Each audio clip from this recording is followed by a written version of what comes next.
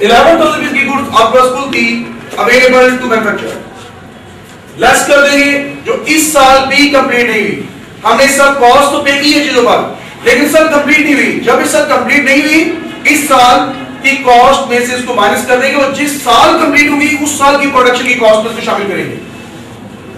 One तो assume करो कि 500 रुपीस की गुड्स वो थी जिनको हमने इस साल में कंप्लीट नहीं किया, इनकम्प्लीट है, जो साल के एंड पर इनकम्प्लीट है, वो वर्क इन प्रोसेस क्लोजिंग के नाम से वो माइनस हो जाएंगे। इट मींस कि हमें 10,500 रुपीस की गुड्स मैन्युफैक्चर की और हमारा target cost of goods manufacture को फाइंड करना नहीं था। हमारा जो टारगेट है कॉस्ट ऑफ गुड्स सोल्ड, जो चीजें सेल हो की है, सेल होने वाली चीजों की कॉस्ट क्या है, ये वो फाइंड हुई जो कॉस्ट ऑफ गुड्स मैन्युफैक्चर, ये जो चीज आपने मैन्युफैक्चर की, जो बनाई है, उन चीजों की कॉस्ट है। हमारा target cost of goods sold है, ये जो चीजें बेची हैं, बेची हुई चीजों की कॉस्ट क्या है। अभी तक हम कॉस्ट ऑफ गुड्स मैन्युफैक्चर तक पहुंचे। लाजम नहीं जितनी चीजें मैन्युफैक्चर कर ली, लाजम नहीं कि जो चीजें बना चुके, लाजम नहीं कि वो 100% सेल आउट हो जाए। बात में ऐसा होता है कुछ चीजें बना लेती लेकिन वो सेल आउट नहीं होती, जो बना रही है लेकिन सेल आउट नहीं हुई उसको माइनस कर देंगे। कुछ चीजें ऐसी भी होती हैं जो पिछले साल के एंड पर कंप्लीट हो जाती है लेकिन पिछले साल सेल आउट नहीं हुई होती, वो इस साल की कॉस्ट में ऐड हो जाएगी क्योंकि वो इस साल सेल आउट हो रही है। तो कॉस्ट फंडिंग में जो चीजें कंप्लीट होती है, कंप्लीटेड गुड्स को फिनिश गुड्स करार दिया जाता है। अगर मैं अज्यूम करता हूं कि पिछले साल के एंड पर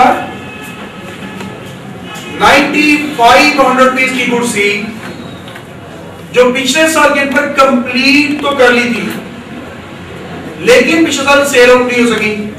जब पिछले साल कंप्लीट कर ली थी मींस कि वो फिनिश गुड्स थी और सेल आउट नहीं हुई, पिछले साल की कॉस्ट से वो माइनस होगी। उन चीजों को इस साल सेल आउट करना है, वो इस साल की कॉस्ट में ऐड हो जाएगी, प्लस हो जाएगा फिनिश गुड्स ओपनिंग।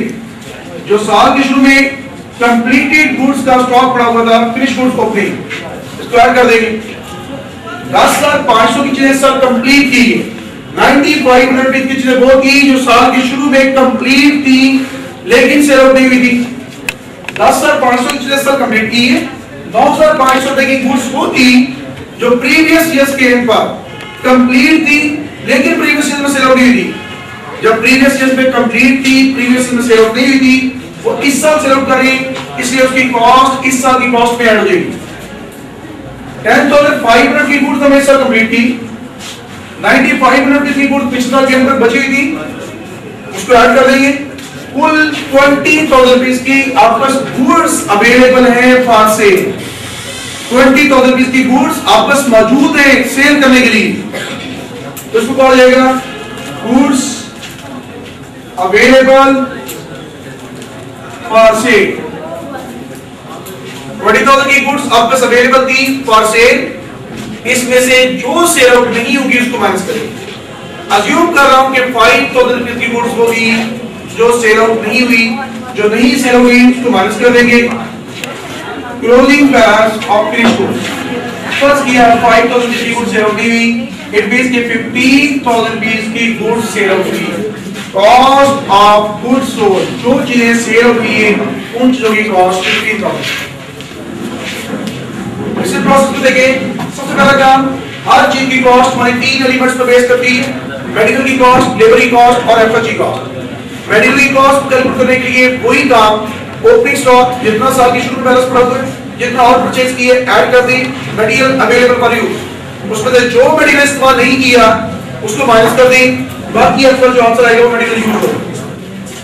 उसमें दूसरी कॉस्ट लेबर की कॉस्ट ऐड करने से पहली दो कॉस्ट इकट्ठी होती है, बड़ी कॉस्ट प्राइम कॉस्ट, तीसरी कॉस्ट ऐड कर देंगे, फिर जो आंसर होगा वो मैन्युफैक्चरिंग कॉस्ट। मैन्युफैक्चरिंग कॉस्ट के बाद हमें स्टेप जो है मुश्किल लगता है, और मैन्युफैक्चरिंग कॉस्ट के बाद दो ही चीजें, work in process of finish goods.